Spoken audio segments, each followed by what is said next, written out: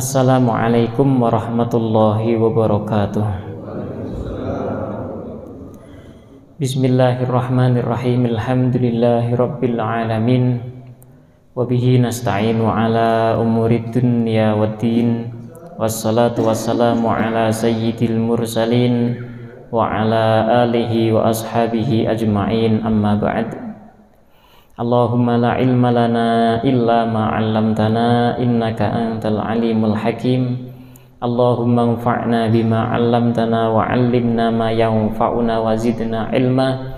Allahumma arinal haqqa haqqa warzuqna ittiba'ah wa arinal batila batila warzuqna ijtinabah waj'alna mimman yastami'unal qawla fayattabi'una ahsanah wa adkhilna birahmatika fi ibadika salihin, amin. Hadirin wal hadirat, mustami'in mustami'at rahimakumullah. Kita lanjutkan kajian. Sebelumnya kita sudah mengetahui termasuk daripada kemakruhan salat itu adalah kasyfur ra's, ketika kita salat tidak memakai penutup kepala, ya. Kita nggak pakai penutup kepala sholat, maka hukumnya makruh. Nah, terus sunnahnya bagaimana? Kita tutup kepala kita. Mau pakai peci, pakai surban, pakai imamah, pakai apapun, yang penting pakai penutup kepala. Termasuk lagi kemakruhan sholat kemarin itu adalah kasyful mankib.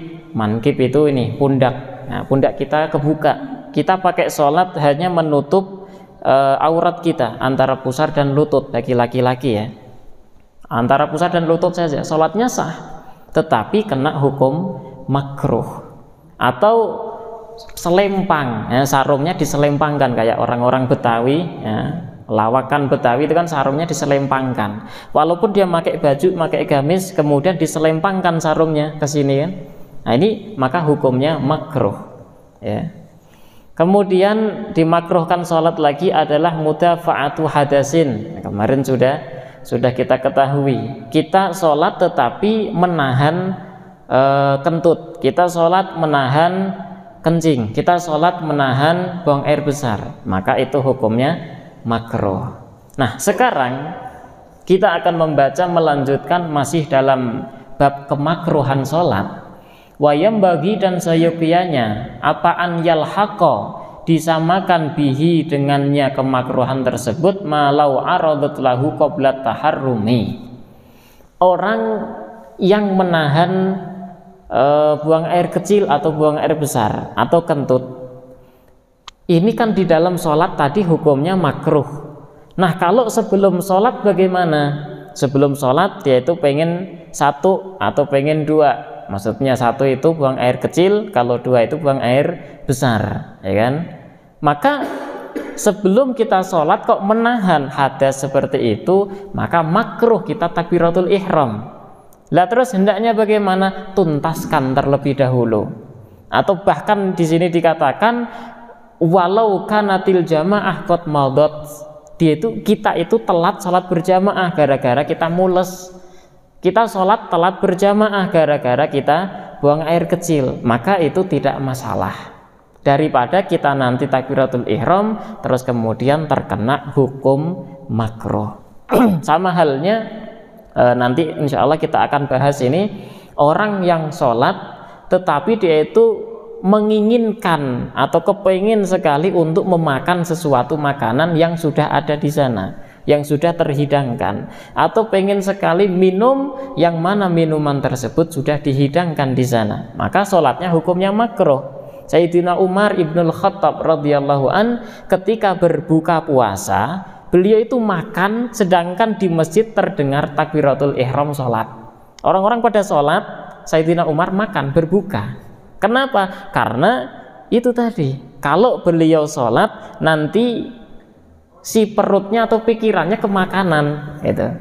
Makanya lebih baik makan terlebih dahulu. Selesai makan barulah dia itu sholat. Naam. Wa tukrahu bi hadrati ta'amin aw syarabin yustaqu ilaih. Kemakruhan sholat adalah seorang ketika sholat itu pengen sekali makan, pengen sekali minum, dan makanan minuman tersebut sudah terhidangkan, tinggal makan saja. Makanya ada dalam hadis itu idza hadaral asya wal isya quddimal asya. Ketika telah hadir dua perkara, apa itu? Satu asya, asya ini makan malam ya, secara zahir hadisnya makan malam. Nah nanti ada yang mengkiaskan ke semua makanan yang dia pengeni, dia inginkan. Terus kemudian hadir juga isya, isya waktu sholat maksudnya. Nah, maka mana yang kita dahulukan? Quddimal asya, kita dahulukan makan. Ini hadis Rasul sallallahu alaihi wasallam. Li khabari Muslimin la salata kamilatan bi hadrati ta'am. Ada hadis Rasul sallallahu alaihi wasallam yang tercantumkan di dalam kitabnya Imam Muslim, bahwasanya salat tidak akan dikatakan sempurna kalau salat tersebut berada di hadapan hidangan, yang mana orang tersebut kepengin memakan hidangan tersebut. Wala sholata wa huwa yudafi'uhul akhbathan, dan sholat itu tidak sempurna kalau orang tersebut sholatnya dalam keadaan menahan dua hadas, hadas kecil ataupun hadas buang air kecil ataupun buang air besar. Berikutnya, wa kuriha sholatun fi tariqi bunyanin, dan hukumnya makruh ketika kita sholat di tempat atau tempat tersebut dipakai untuk lalu lalang manusia di jalanan. Tariq bunyan itu jalanan perkampungan, jalan perumahan. Nah kita sholat di sana makruh. Kenapa? Karena jalan perumahan itu mesti rame, banyak orang yang lewat. Nah ilat kemakruhan itu apa? Alasan kenapa kita sholat di jalan perkampungan hukumnya makruh, karena orang tersebut itu hatinya akan tersibukkan dengan orang yang lewat tadi, terganggu kekhusyuannya. Makanya kaidah kemarin itu benar, semua perkara yang bisa mengganggu kekhusyuan sholat maka itu hukumnya makruh. Nah, la bariyatin, bukan jalanan yang sepi. Kalau jalan sepi tidak ada orang lewat, maka tidak ada kemakruhan di sana. Nah, berikutnya kemakruhan sholat lagi adalah maudhi' mukas. Maudhi' mukas itu tempat pemungutan pajak. Kenapa bisa dimakruhkan kita sholat di tempat pemungutan pajak? Dikarenakan mahallus syayatin, di sana itu tempatnya setan-setan. Nah kok bisa? Iya, karena orang mungut pajak itu nanti ada yang masuk ke saku dia. Ini setan di sini. Termasuknya pasar. Kita sholat di pasar itu hukumnya makruh. Kenapa? Pasar itu mahallus syayatin, tempat orang menipu, itu di pasar. Semua tempat-tempat yang di sana terjadi banyak maksiat, maka kita makruh sholat di dalamnya. Sholat di dalam gereja sah tidak sholatnya? Oh sah, tetapi kena hukum makruh. Sholat di dalam wihara, sholat di tempat ibadahnya non muslim, sah sholatnya, tetapi kena hukum makruh. Sholat di tempat-tempat maksiat seperti di diskotik, ya, diskotik itu mesti banyak khamr, mesti banyak perempuan-perempuan yang buka aurat, maka kita sholat di dalam situ sah, tetapi kena hukum makruh. Karena apa? Sholat di tempat tersebut adalah tempatnya syaitan, termasuknya di hammamat. Hammamat itu, hammam itu bahasa Arab, artinya itu adalah tempat mandi air panas. Nah, itu bahasa asli ya, tetapi oleh orang Indonesia kamar mandi itu dinamainya hammam, padahal tidak. Hammam itu adalah seperti masbah, kolam renang, tetapi airnya panas. Atau kamar mandi biasa, cuman airnya di dalam itu panas, dipakai untuk kita berendam di sana. Nah itu namanya hammam. Kenapa kita dimakruhkan sholat di kamar mandi atau di tempat kolam renang itu? Karena di sana tempatnya syaitan. Lah kok? Iya, karena orang banyak buka aurat di sana. Nah, orang buka aurat itu setan banyak, matanya akan ke sana kemari. Nah, itu hukumnya makruh. Sholat di tempat sampah, tempat pembuangan sampah, juga hukumnya makruh. Kenapa? Itu mahallus syayatin, tempatnya setan. Karena setan jin itu makannya sisa manusia, tulang dan juga kotoran, sampah-sampah itu adalah makanan jin. Maka di mazbalah, tempat pembuangan sampah, banyak jin. Di hamamat, ya kan, kamar mandi itu banyak jinnya juga. Karena memang tempatnya mereka di sana. Tempat kebukanya aurat, maka jin banyak di sana, setan banyak di sana. Makruh bagi kita melaksanakan sholat di tempat-tempat maksiat. Wabi makbarotin, dan juga makruh lagi ketika kita sholatnya itu berada di pemakaman atau di kuburan, tanah kuburan ya, tanah pemakaman, hukumnya makruh. Ini makruh ketika belum pernah digali ulang si kuburannya. Tapi kalau si kuburan itu sudah pernah digali ulang, artinya tanah yang tadinya di bawah terus kemudian ke atas sudah bercampur dengan darah nanah si mayit tadi, maka hukumnya batal itu sholat. Kenapa? Karena kakinya menginjak tanah yang mutanajis, tanah yang sudah terkena najis. Tapi kalau tanah makbarah, pemakaman yang belum pernah digali atau belum pernah digali sama sekali, itu hukumnya makruh ya, hukumnya makruh. Apa ilatnya?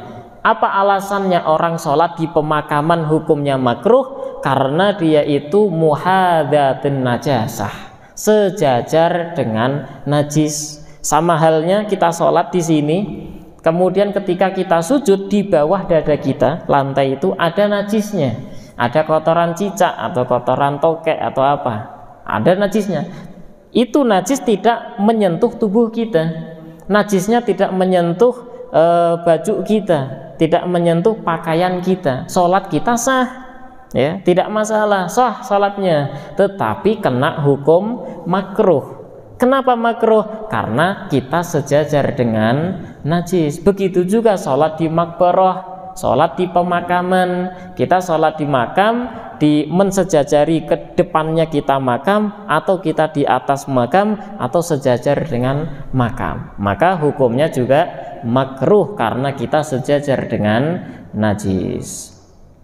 Wa tahrumu sholatu liqabri nabiyyin au nahwi waliyin tabarrukan au i'dhaman. Dan hukumnya haram ketika kita sholat menghadap kuburnya Nabi. Haram kita sholat menghadap kuburnya wali.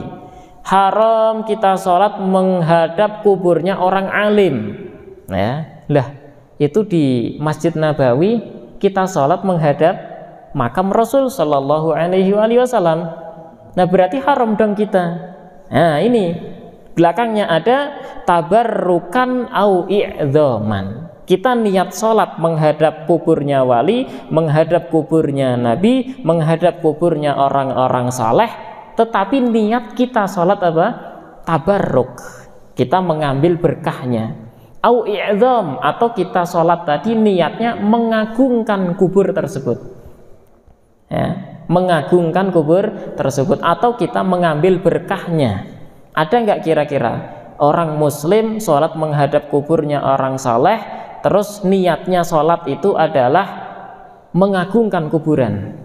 Kira-kira ada atau tidak? 1001 mungkin, 1001 ada orang, tetapi 1001 nggak banyak orang yang tidak tahu saja, karena sholat itu lillahi ta'ala ya. Lah terus itu ada masjid ya, di Indonesia terjadi masjid di depannya itu ada makam. Nah itu bagaimana? Berarti kita sholat di sana makruh dong, karena kita sholat sejajar dengan najis. Ya kan, mayit kalau sudah melepuh itu keluar darah nanah itu kan sudah najis hukumnya. Kalau masih nggak ada darah nanah kita sentuh nggak najis. Ya. Nah itu kalau di masjid-masjid bagaimana? Apakah kita sholat di masjid itu atau tidak?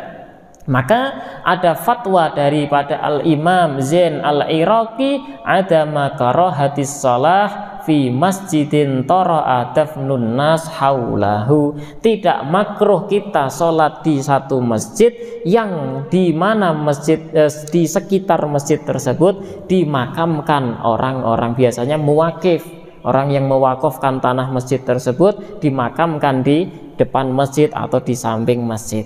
Maka itu hukumnya tidak makruh. Alasannya apa? Alasannya wa illa lazimatan firun nas minhu.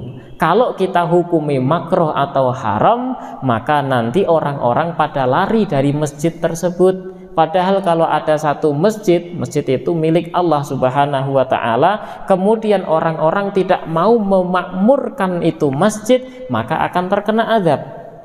Hukumnya wajib kita memakmurkan masjid. Maka tidak makruh ketika kita sholat di satu masjid yang depannya ada kuburan baru ya.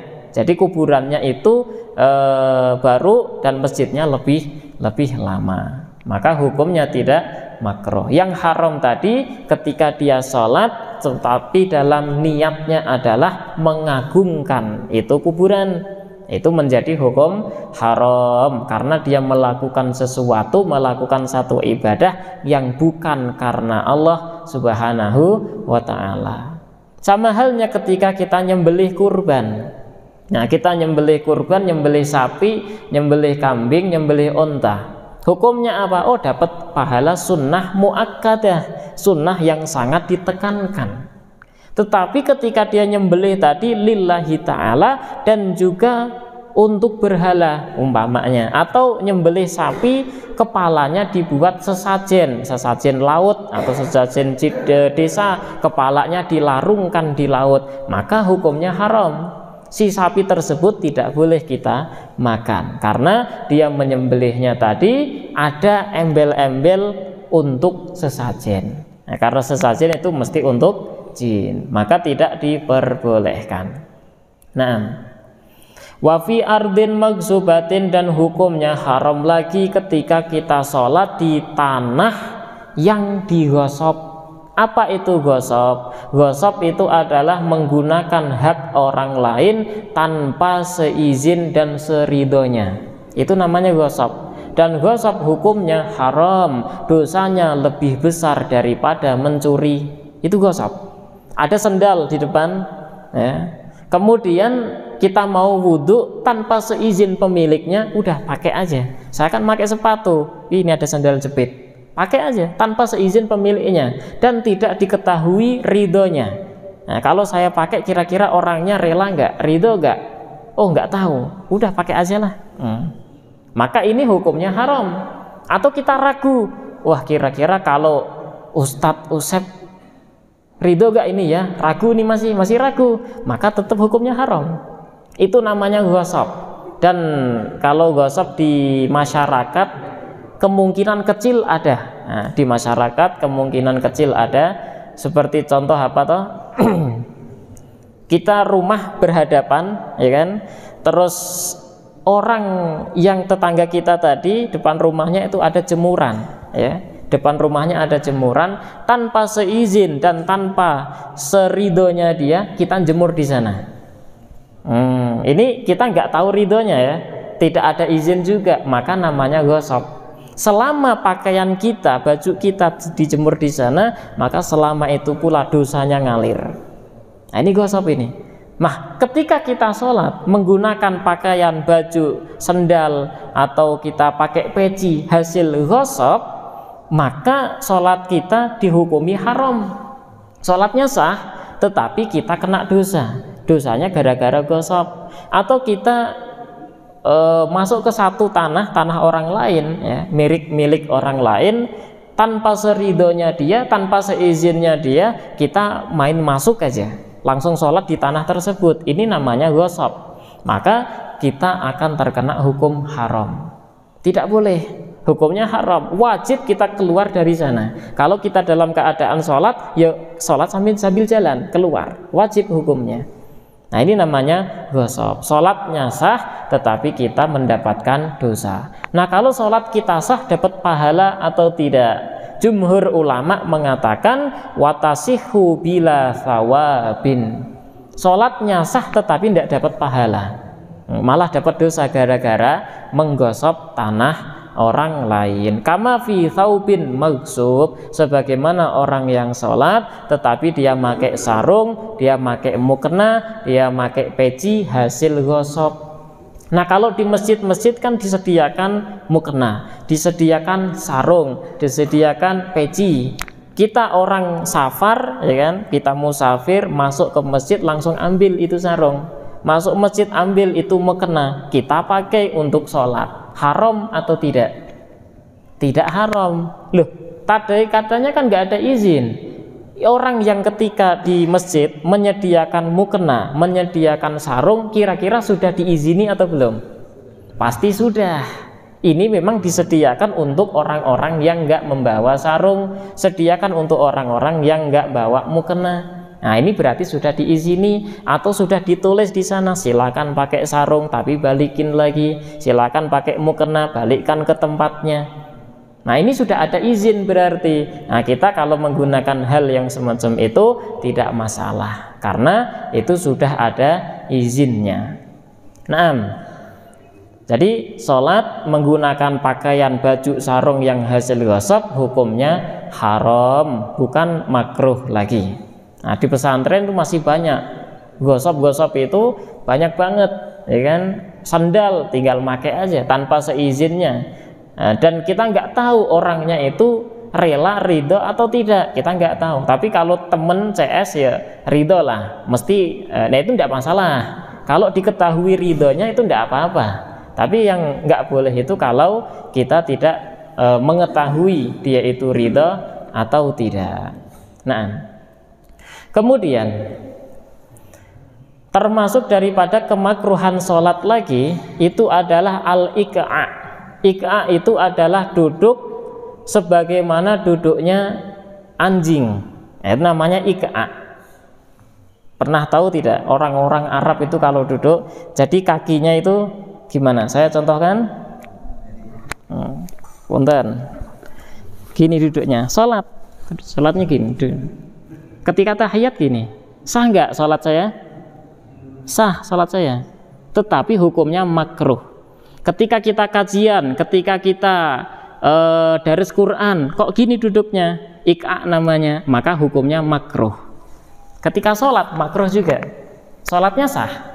Karena sholat itu mau duduk yang seperti apa sah, yang penting duduk gitu. Tetapi sunnahnya adalah duduk iftirosh. Kalau setelah duduk itu tidak salam. Nah, kalau setelah duduk itu salam maka namanya duduk tawarruk. Nah, duduk iqa' itu hukumnya makruh ketika di dalam sholat. Nah, karena apa? Karena yushbihul kalb, dia itu menyerupai anjing, ya, menyerupai hewan. Bi antakuna aliyatahu ma'ayataihi fil ard wa yansibu saqaihi. Jadi kakinya tadi ditegakkan, kemudian si pantatnya ke lantai dan tangannya berada di bawah. Maka kena hukum makruh. Berikutnya adalah kafu sya'rihi au tsaubin bila hajatin. Kemakruhan sholat lagi itu adalah menahan rambut. Nah, dia itu sholat rambutnya panjang, nggak pakai tutup kepala, kemudian ketika sujud ditahan. Nah, ini hukumnya makruh. Ya, untuk menghilangkan kemakruhan ini supaya kita nggak nahan, maka pakai penutup kepala. Nah, supaya tidak makruh. Atau menahan baju, masih banyak.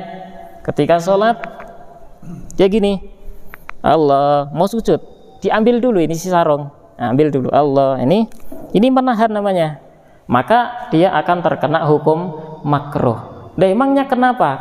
Elatnya apa? Alasannya apa? Kok bisa makruh? Karena mensibukkan hati dia daripada kekhusyuan sholat. Kalau orang sholat rambutnya ini terurai ke bawah, keganggu nggak dia?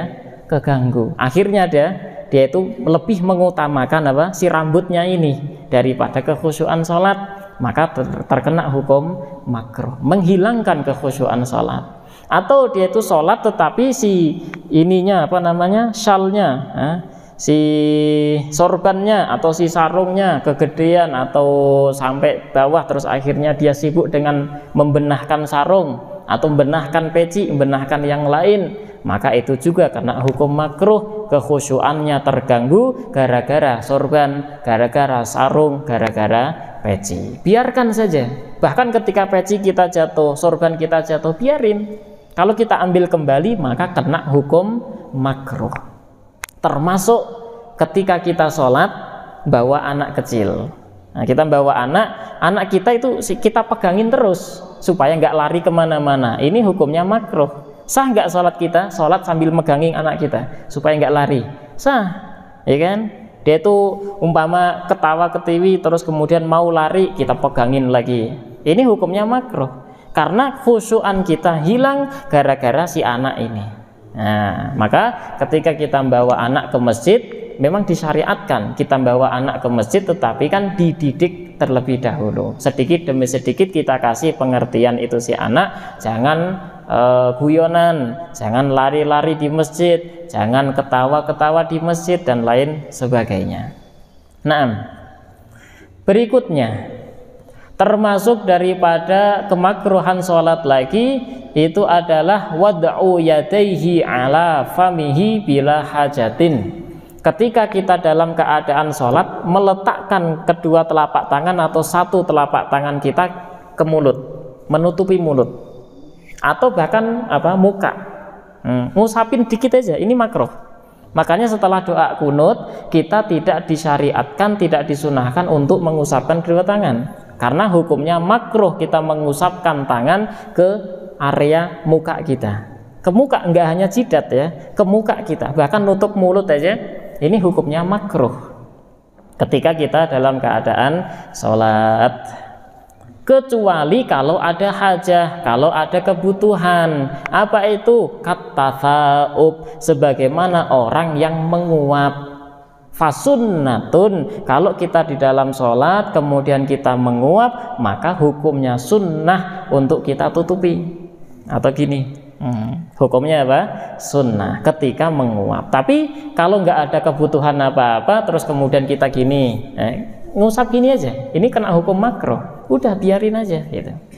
Nah, li khobarin sahihin, karena ada khobar sahih yang menyatakan ketika kita menguap maka disunnahkan untuk menutupinya walau fis shalah, walaupun kita dalam keadaan salat. Termasuk kemakruhan sholat lagi adalah as-sholatu khalfa aqlaf. Kita sholat di depan orang yang berkuluf. Imam kita itu adalah orang yang belum disunat.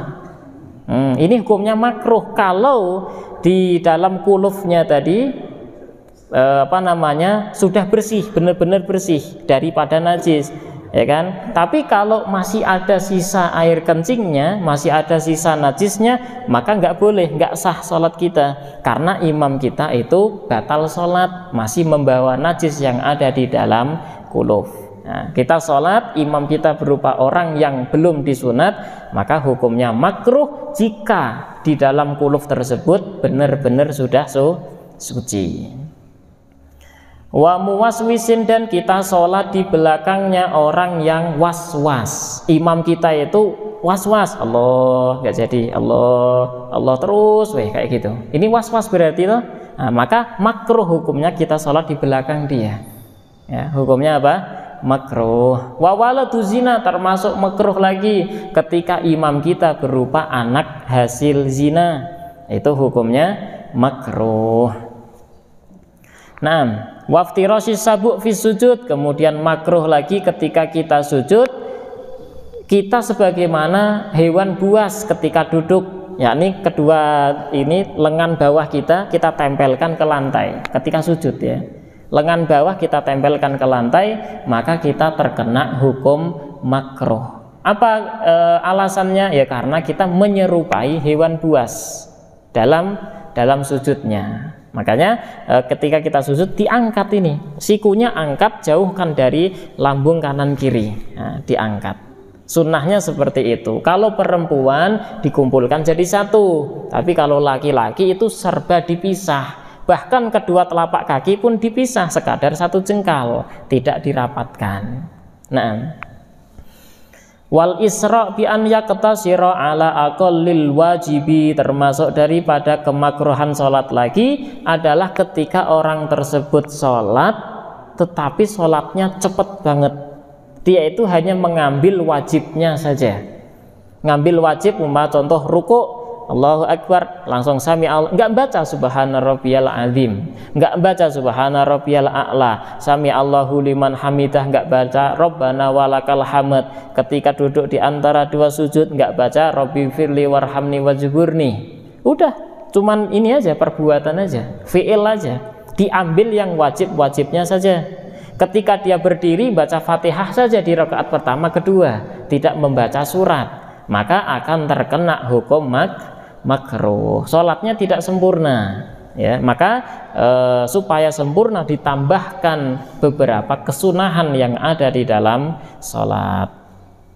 Isra', sholatnya cepat banget, tetapi cepatnya ini cepat yang ada tumak ninahnya, ya. Yang ada tumak ninahnya sekadar bacaan subhanallah, maka sholatnya sah, tetapi terkena hukum makruh.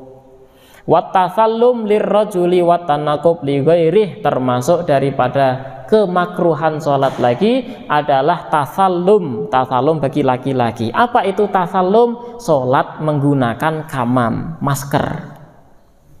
Sholat menggunakan masker hukumnya makruh bagi laki-laki. Bagi perempuan sholat memakai niqab, cadar, itu hukumnya makruh. Nah, terus bagaimana kita selama ini COVID pakai masker? Beda lagi, karena ada elat. Elatnya apa? Elatnya hifdzun nafas, menjaga nyawa. Di dalam Islam fikih itu ada 5 kaidah yang harus terpenuhi. Yang pertama adalah hifdzun nafas, menjaga nyawa, menjaga diri, wajib hukumnya. Nggak boleh terus kemudian kita potong jari kita kasih makan singa, nggak boleh. Karena hifdzun nafas, menjaga diri kita, ya kan? Kemudian kita rela mati demi istri umpamanya. Udahlah kamu makan duluan, saya mati aja. Nah, nggak boleh, haram. Hifdzun nafas wajib hukumnya, ya. Terus kemudian umpama anak disandra, udahlah bunuh saya saja, anak jangan dibunuh. Oh, nggak boleh, haram. Ya kan, film-film kan kayak gitu. Ya, demi anak rela mati, demi istri rela mati, nggak bisa. Hifdzun nafas, menjaga diri sendiri, itu hukumnya wajib. Nafkah yang wajib dikasih makan pertama kali siapa? Diri kita. Setelah diri kita makan, ada lebihan baru ke istri. Istri ada lebihan baru ke anak-anak. Anak-anak ada lebihan baru ke orang tua kita. Orang tua ada lebihan, nah barulah nanti ke saudara-saudari kita. Itu urut-urutannya. Nggak bisa terus ada beras hanya sedikit, kita rela lapar sampai umpamanya sakit, ya kan? Nyakiti diri tidak boleh. Terus kemudian itu beras kita kasihin ke istri kita, tidak bisa. Nafkah ke diri kita sendiri dulu. Nah, setelah itu baru ke istri. Jadi urut-urutannya seperti itu. Hifdzun nafas, yang pertama menjaga diri kita sendiri dulu, nyawa paling utama.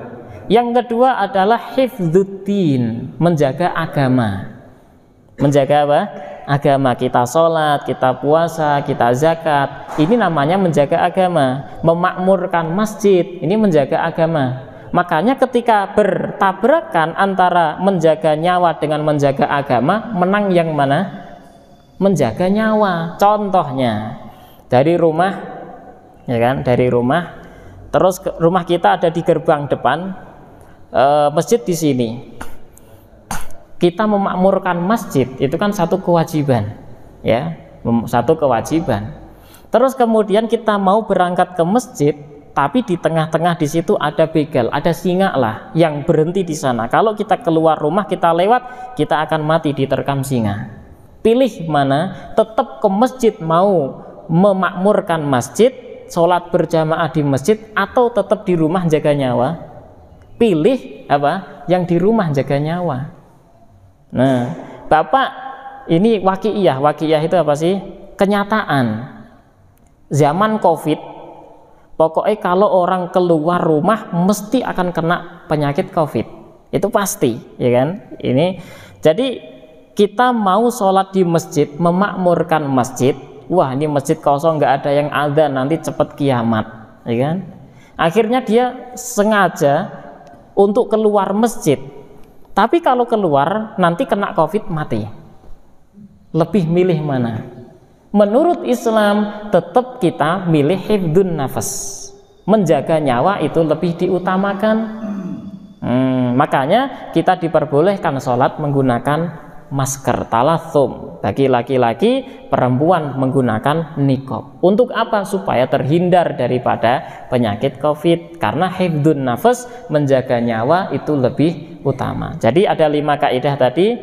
Pertama, jaga nyawa, yang kedua menjaga agama, dan ketiga menjaga akal, ya. Keempat, menjaga harta. Harta wajib kita jaga. Kalau kita sholat, harta kita dicuri, tas kita yang ada laptop, ada uangnya dicuri, apa kita tetap sholat atau kita kejar?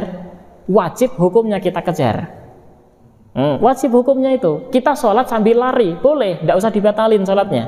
Namanya sholat khauf, sholat sambil lari. Ada gempa, ya kan? Kita sholat duhur, kemudian ada gempa. Menurut kita, persangkaan kita, kalau saya tetap di sini, ini masjid akan roboh dan saya akan mati kena runtuhannya. Kita lari atau tetap sholat di sini? Ya wajib lari hukumnya, karena hifdzun nafas, menjaga nyawa itu lebih diutamakan daripada menjaga agama. Lari dong. Batalin sholat kita? Tidak. Kita sholatnya namanya sholat khauf, sholat dalam keadaan ketakutan. Udah, kita lari tetapi pikiran kita sambil sholat. Nah, sebagaimana sholat sunnah yang kita lakukan, sholat sunnah mutlak kan boleh sambil kita jalan, nyetir mobil sambil sholat sunnah. Itu ulama zaman dahulu.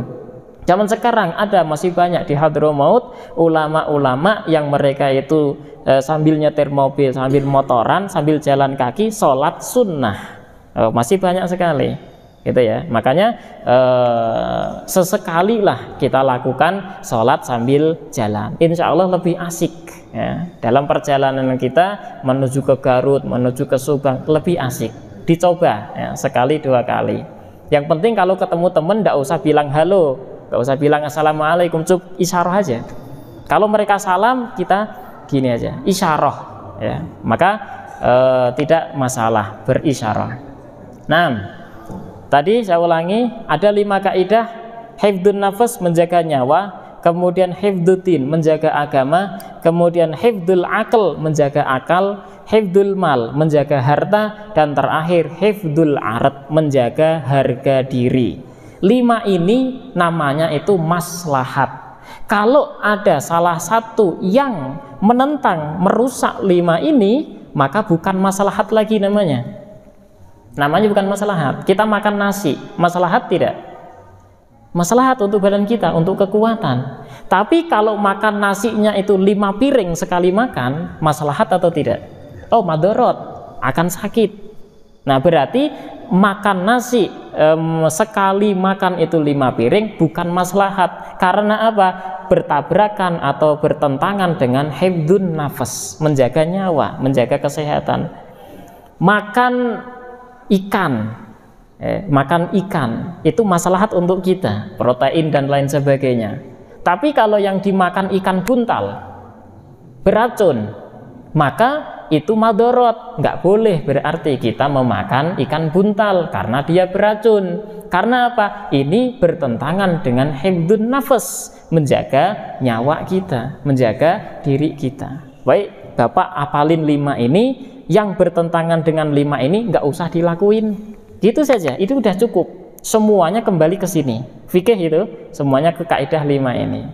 Nah, jadi kita kembali lagi ke makruhan sholat, bahwasanya orang sholat dengan talathum, memakai masker di zaman COVID, jika memang COVID masih ada, maka hukumnya adalah makruh. Kalau di zaman COVID tidak makruh, tapi kalau di selain zaman COVID atau COVID-nya sudah tidak ada, dipastikan oleh dokter muslim adil tidak ada COVID, maka kita nggak usah pakai masker. Nah, sekarang apakah sudah ada fatwa bahwasanya COVID 100% hilang atau tidak?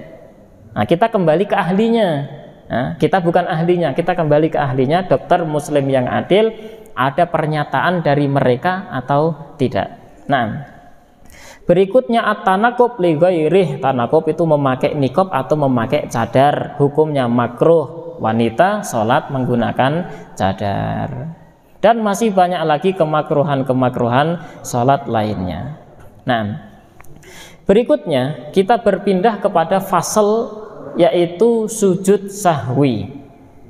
Bapak Ibu mustami'in mustami'at rahimakumullah, sujud sahwi itu ada di dalam fikih.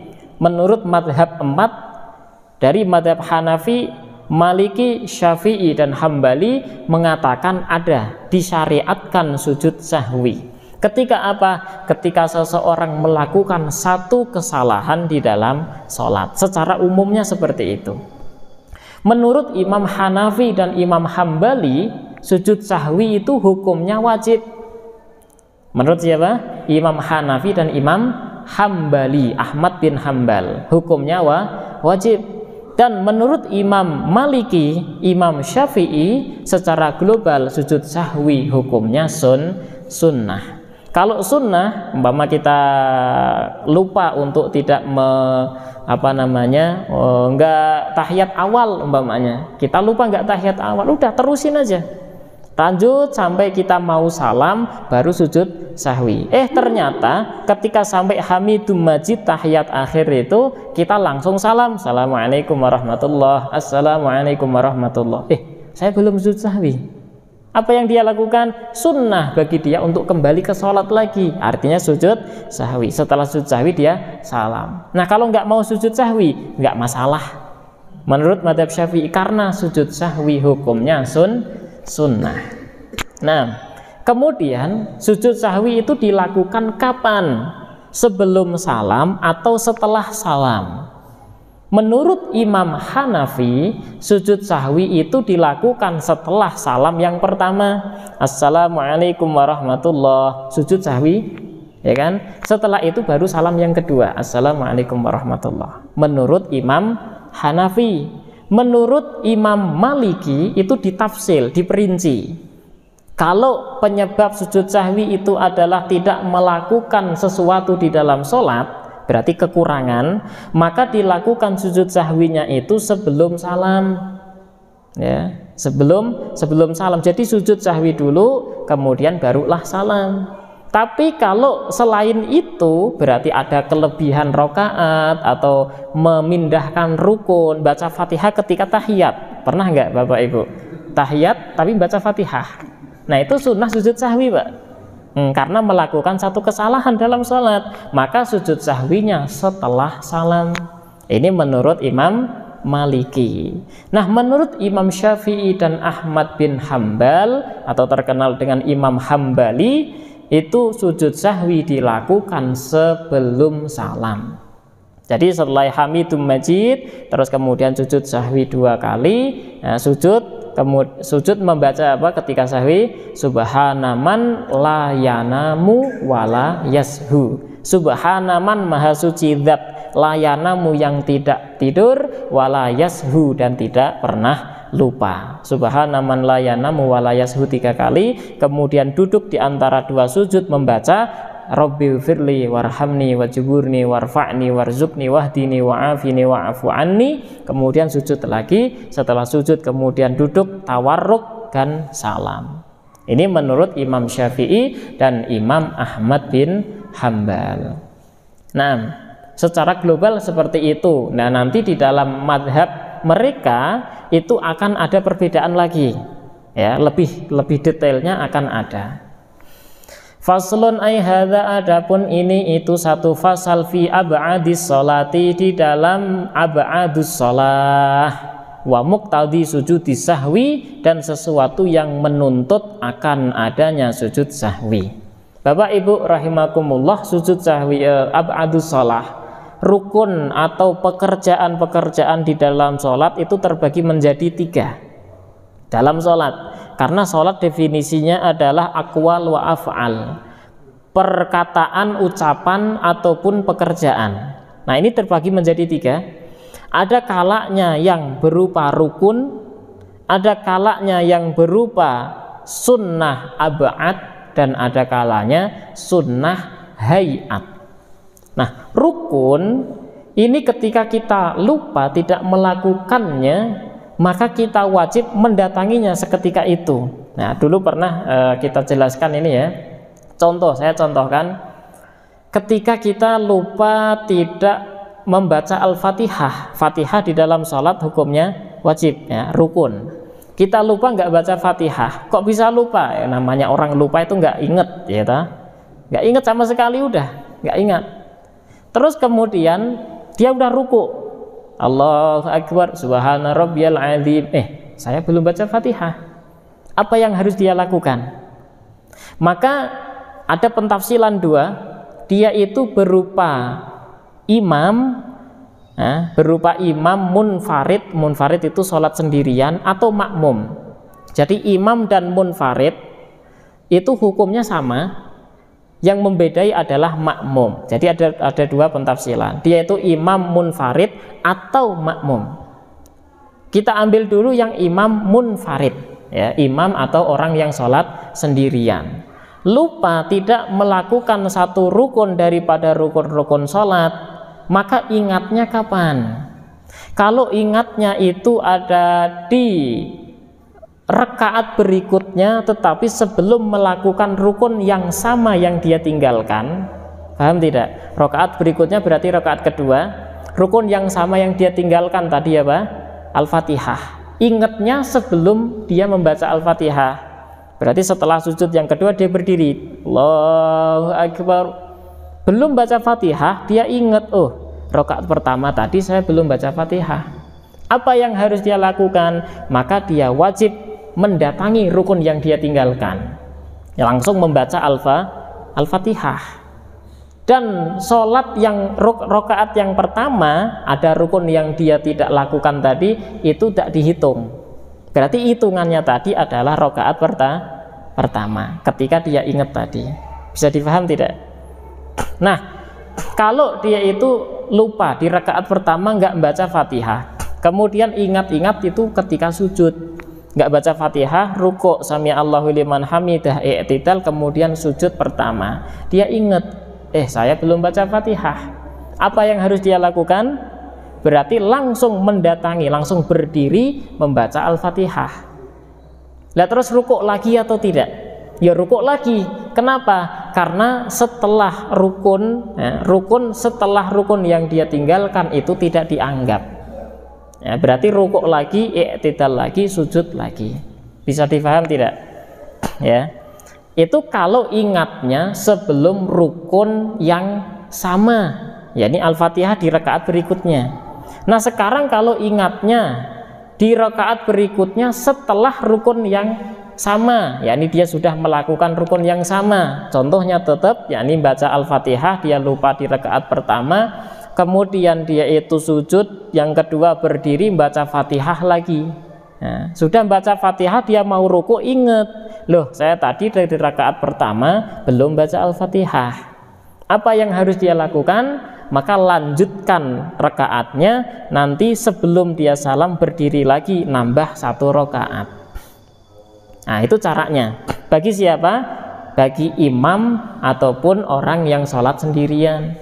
Nah, sekarang bagi makmum, nah, hukumnya berbeda. Kalau makmum, hukumnya itu hanya satu, ketika dia itu lupa tidak membaca Al-Fatihah, ini hanya contoh, terus kemudian dia itu malah sudah ruku bareng imam, ingat, loh saya belum baca Fatihah, maka biarin aja, lanjut ngikut bersama imam. Ketika si imamnya salam, kita berdiri lagi, nambah satu rakaat. Ini mungkin makmum itu banyak kejadian lupa baca Al-Fatihah. Imamnya suaranya bagus, kita fokus ke bacaan imam, terus si imamnya ruku, kita refleks, ikut ruku, Allahu Akbar, baru ingat, loh saya belum baca Fatihah tadi. Nah terus gimana? Udah ngikutin imam saja. Ketika imam salam, kita berdiri lagi, nambah satu rakaat. Hukumnya orang yang lupa membaca Al-Fatihah ini sama persis orang yang ragu membaca Al-Fatihah. Saya tadi udah baca Fatihah belum ya? Ragu. Maka dihukumi belum melaksanakan. Nah kalau kayak gitu kita sebagai makmum, maka kita akan nambah 1 rakaat lagi. Masalahnya di kita ilmu udah tahu, tetapi malunya, loh ini kita takbir bareng tapi kok dia nambah 1 rakaat gitu kan ya. Santri itu ada, santri itu mending dia itu ikut salam imam, nanti di kamar sholat lagi ya, karena takut kena takzir. Karena telat 1 rakaat itu hukumannya sholat 50 rakaat. Hukumannya. Santri banyak ternyata yang kayak gitu. Nah, karena banyak pengakuan dari mereka. Rela mending nggak malu, mending nggak dihukum gitu. Nanti di kamar sholat lagi. Gitu. Nah kita kan nggak ada hukuman nih. Paling malu tinggal jelasin aja, oh saya tadi lupa baca Fatihah, ya kan? Udah langsung nambah berdiri aja 1 rakaat. Karena kita sudah mengetahui ilmunya, maka kita wajib untuk melaksanakannya. Nah, insya Allah kita lanjut pertemuan yang berikutnya. Wallahu a'lam bishawab. Nah. Baik, ya Pak rahimahullah. Dipersilakan pada jamaah yang ingin bertanya.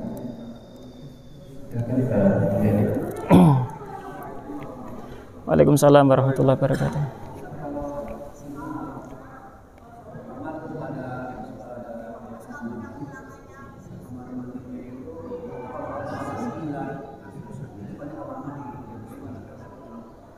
Kurang mendengar, Ustaz. Kalau di rumah, iya. kamar ada kamar mandi kan? Iya. Kalau di rumah ada mandi, di kamar ada kamar mandi. Iya. Pas kita mau sholat, kamar mandi itu ada di depan, kita menghadap ke kamar mandi gimana? Iya. Hukumnya gimana? Nah, kalau memang desainnya sudah seperti itu, maka kita tutup aja, tinggal pintunya ditutup. Maka nggak masalah. Kalau dari awal kita tahu, ya mending nggak usah seperti itu. Kita didesain dengan sebaik mungkin. Jangan sampai kita sholat menghadap kamar mandi. Mesti akan terganggu kekhusyuan kita. Terus juga kalau dekat kamar mandi terus kamar mandinya jorok, bau, maka keganggu kekhusyuan kita. Sebaiknya kalau memang udah terlanjur seperti itu, udah tinggal tutup aja. Atau kasih pewangi lah kamar mandi supaya tidak mengganggu kekhusyuan. Nah,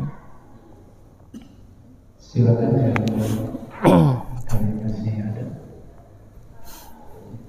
Nah, assalamualaikum warahmatullahi wabarakatuh.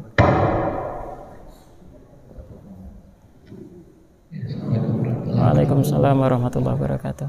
Atas waktunya. Tadi yang disebutkan ada 5 kaidah yang kita harus jaga seperti nyawa, diri sendiri, makmur masjid, harta, akal, akal ya. Nah, akal itu dasar hukumnya dari mana Ustaz? Itu mungkin untuk meyakinkan bahwa terkadang seperti bahasa bilang tadi, kita pada saat sholat ada gempa, kita kan harus menyelamatkan diri sendiri.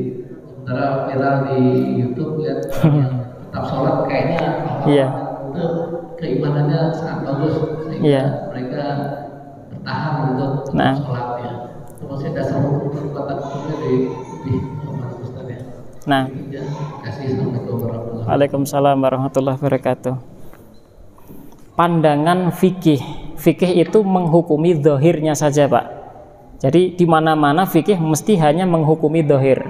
Ketika orang ini sudah bersumpah dan ada saksi, walaupun sumpahnya palsu, saksinya itu palsu, tetap dihukumi dia yang menang. Karena hanya menghukumi zahir, tidak melihat kepada batinnya. Nah, fikih ini ketika kita dibenturkan antara menjaga nyawa atau menjaga agama, secara zahir ya tetap menjaga nyawa itu lebih dikedepankan. Ada hadis-hadis yang menunjukkan kepada kulliyatul khams, namanya kulliyatul khams ini, itu harus dijaga. Dan ketika berbenturan antara menjaga nyawa dengan agama, yang dimenangkan adalah menjaga nyawa. Makanya kita diperbolehkan ketika kita ditangkap oleh orang kafir, diperintahkan untuk mengucapkan kalimat kufur, umpamanya kita disuruh untuk mengucapkan umpama haleluya, ya kan, terus kemudian atau yang lain lah, maka kita boleh untuk tawarro. Jadi secara zahir benar kita mengucapkan, tapi secara batin itu tetap Allah, itu diperbolehkan. Karena apa? Ini kan tadi menjaga nyawa, kalau enggak ente saya bunuh. Nah, kalau kemudian kita mengucapkan kalimat-kalimat kufur, itu jaga agama, maka yang dimenangkan adalah jaga nyawa. Dan ini banyak terjadi pada masa sahabat zaman dulu, ketika para sahabat awal-awal Islam disiksa oleh kafir Quraisy, terus kemudian disuruh untuk mengucapkan kalimat kufur, mereka pada ngucapin kalimat kufur, tetapi hatinya tetap Islam, tetap Allah. Gitu. Nah, ini kalau dari segi fikih. Kalau segi tasawuf bagaimana? Segi tasawuf mereka karena memang keimanannya sangat kuat, maka lebih mengedepankan keimanan. Banyak toh sekarang di Covid ini banyak yang nggak pakai masker, terus mereka tetap aja ke masjid. Karena apa? Keimanannya sudah kuat. Ini memandang dari segi yang berbeda.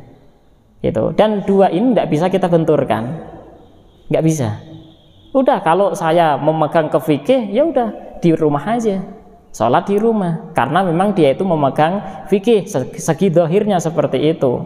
Tapi kalau keimanan mau ditentang kayak apa, ya tetap tidak bisa.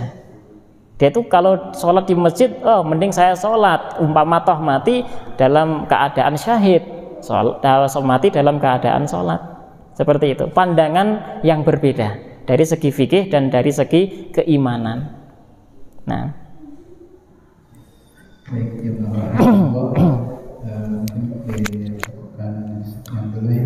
nah, insyaallah nanti lanjut lagi kalau ada pertanyaan di depan sambil ngopi.